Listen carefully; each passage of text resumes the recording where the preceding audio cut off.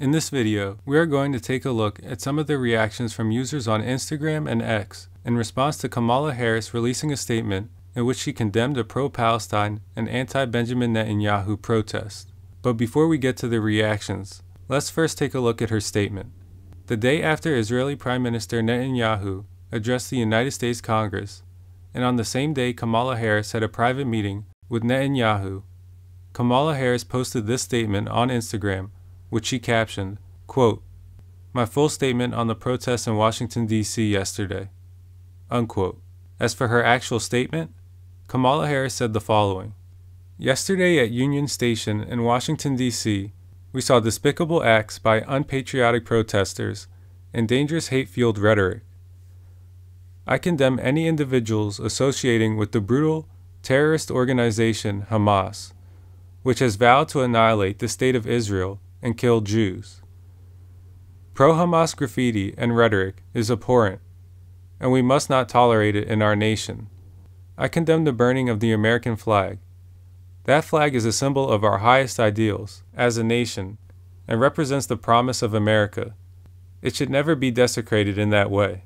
I support the right to peacefully protest, but let's be clear. Anti-Semitism, hate, and violence of any kind have no place in our nation." Alright, now that we've gone over her statement, let's take a look at how users on Instagram and X reacted to her statement.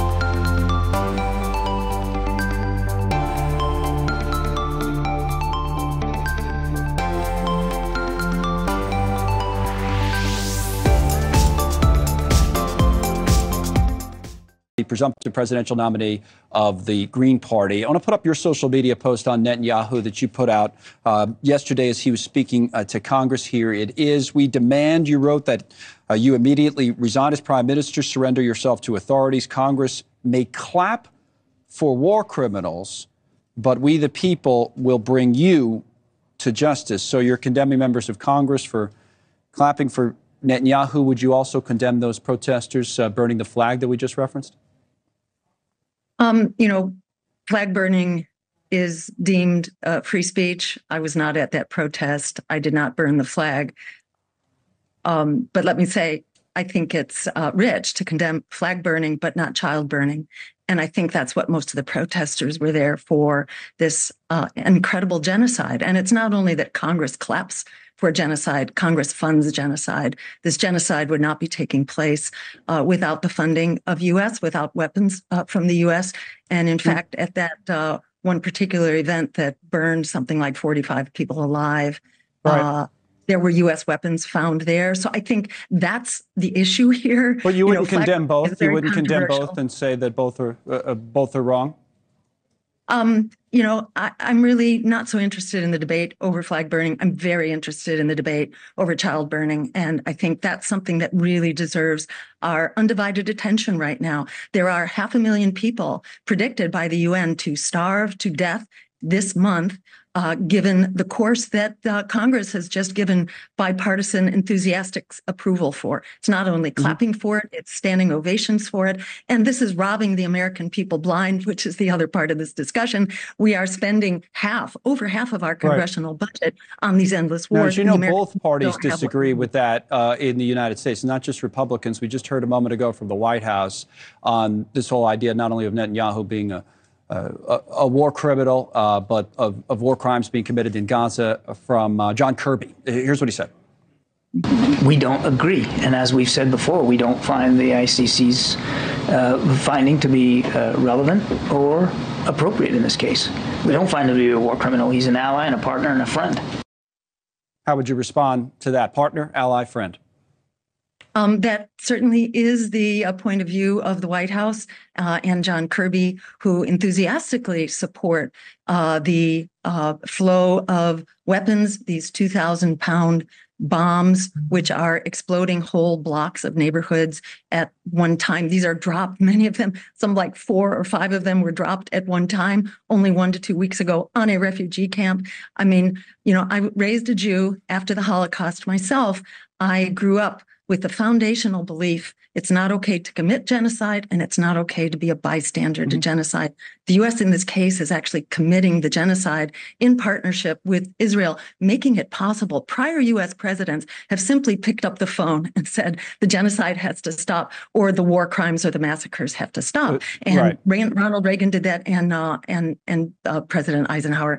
Biden or Harris, they need to do the same thing right now. There's no excuse not to do that. Yeah, Kirby says they don't see it as a genocide. They disagree with that assertion, as you just heard him say. I want to talk to you about the presidential race. In contrast to the American people do see this as a genocide and overwhelmingly want this to stop immediately, want an immediate ceasefire and a diplomatic solution. Let me talk to you about the presidential race for a moment, because, you've been through this before and have had an impact before. When you saw the change, we spent some time talking about these swing state polls and the like for Kamala Harris. When you saw the change at the top of the Democratic ticket, did you reconsider your own candidacy at all in terms of whether you would keep running? Unfortunately, there is no daylight between Kamala Harris, the vice president, and Joe Biden, the president. And Kamala Harris's own history has been as an enthusiastic supporter of whatever apartheid Israel does. She's been an enthusiastic supporter of AIPAC. She inherits lots of money through the Biden campaign, some $5 million, the second largest recipient of AIPAC funds. She has shown absolutely no sensitivity or understanding of this issue. Yes, some of her rhetoric is a little gentler, and she did not attend the congressional session, but she's meeting in private. So I just don't see a change here that we can hang our hats on in any policy.